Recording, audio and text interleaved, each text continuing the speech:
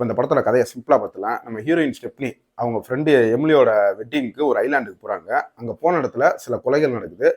அந்த கொலைகளுக்கு நம்ம ஹீரோயின் தான் காரணம் அப்படின்ற மணிக்க முடிச்சு விட்டுறாங்க. இதுக்கப்புறம் நம்ம ஹீரோயின் அதுலேருந்து தப்பிச்சாங்களா, உண்மையான கொலையாளி யாரு அப்படின்றத ஒரு 2 ட்விஸ்டோட வச்சு சொன்ன படம் தான் இந்த அனதர் சிம்பிள் ஃபேவர். இப்போ இந்த படத்துல தமிழ் டப்பிங் ரொம்ப நீட்டாக அருமையாக பண்ணியிருந்தாங்க.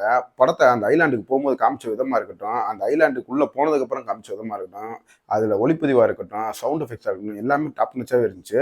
படத்தில் நம்ம ஹீரோயினையும் அவங்க ஃப்ரெண்டு எம்லியுமே ஃபாலோ பண்ணாலே இந்த படத்தை நீங்கள் பார்த்து முடிச்சிடலாம். அதுவும் நம்ம நினச்சி பார்க்க முடியாத அளவுக்கு அந்த 2 ட்விஸ்ட்டை வச்ச இடமும் ரொம்ப நல்லாவே இருந்துச்சு. அந்த படத்தில் அப்புறம் அவங்க அம்மாவா இன்னும் 2, 3 லேலாம் நடிச்சுப்பாங்க. அவங்களாம் ரொம்ப நல்லாவே நடிச்சிருந்தாங்க. ஆனால் மெயினாக நம்ம ஹீரோயினையும் அவங்க ஃப்ரெண்டையும் ஃபாலோ பண்ணாலே இந்த படத்தை பார்த்து முடிச்சிடலாம். ஓவராலாக பார்க்கும்போது இது பார்க்குறதுக்கு ஒரு நல்ல படம் தான். கண்டிப்பாக ஃபேமிலியோட ட்ரை பண்ணி பார்க்கலாம். ஆனால் அதில் ஒரு அடல்ட் கண்டென்ட் ஒரு 2, 3 சீன் இருக்குது. அதை மட்டும் மனசில் வச்சுக்கிட்டு எப்படி பார்க்கணும்னு நீங்களே ட்ரை பண்ணிக்கோங்க.